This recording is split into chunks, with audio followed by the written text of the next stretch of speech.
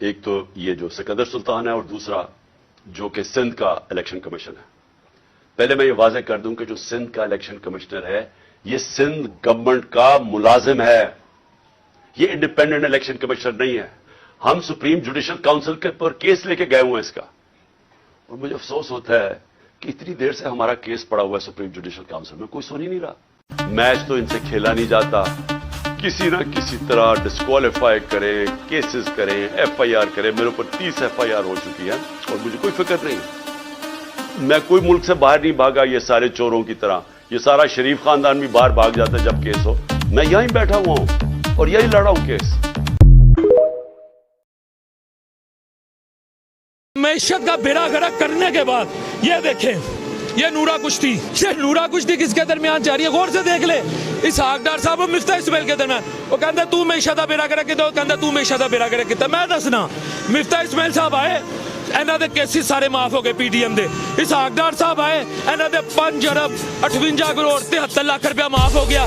तो आप हमसे पूछते हैं कि आर यू अगेंस्ट करप्शन? इसको आप देख रहे हैं खातून को, यह खातून CNN की एंकर है, इनका नाम है बेकी एंडरसन।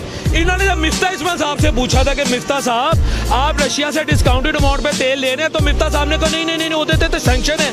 मिफ्ता साहब यूरोपीय यूनियन के कई ममालिक रशिया से तेल लेते रहे हैं, भारत रशिया से तेल लेता रहा, आपको सैंक्शन का डर था? वाह जी वाह। मैं एक और खबर आपके साथ शेयर कर रहा हूँ कि पाकिस्तान का पासपोर्ट जो है वो 4थे नंबर पर निचली सतह पे इसकी इज्जत रह गई है।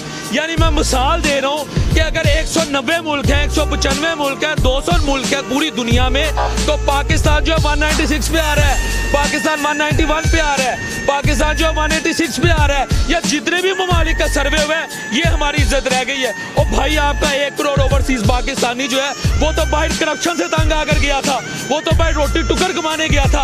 आपने उसे बैठ के ये तोहफा दिया है, वो आपको रेमिटेंस भेजता है, वो रेमिटेंस आपके फॉरेन एक्सचेंज रिजर्व बेहतर करते हैं। आपने उसे वोटिंग राइट छीन लिया, लेकिन आप उसे ये तोहफा दे रहे हो। तीसरी गल, सलमान शहबाज साहब, मेरा ना तो की मुकाबला है, बड़े बड़े लोग ने यार, अब तगड़े लोग ने, मेरा ना तो कोई मुकाबला नहीं। 11 दिसंबर ਨੂੰ आ रहे ने, मैं की कह रहा 11 दिसंबर ਨੂੰ आ रहे ने, इन्हों की जमानत हो चुकी है। जेरे इन्हों के केसेस ने तुहानू भी पता मैनू भी पता की होएगा। तो हम कहते हैं आर यू अगेंस्ट करप्शन? मैं ये बता रहा हूँ, मैं अमूमी तौर पर बात कर रहा हूँ अब कि हम लोग कहाँ खड़े हैं। सलमान शहबाज आ रहे हैं, मैं आपको वैसे हकीकत बता रहा हूँ कि हमारे साथ हुआ गया। मैं आखिर में आपको कहूँगा मेरा किसी से कोई मुकाबला नहीं, बड़े बड़े लोग हैं और मैं तो कोई स्टैंड ही नहीं करता। सिर्फ मैं ये कहता हूँ कि भाई हमने इस मुल्क में रहना है, इस मुल्क को बचाओ, इस मुल्क की इज्जत करवाओ।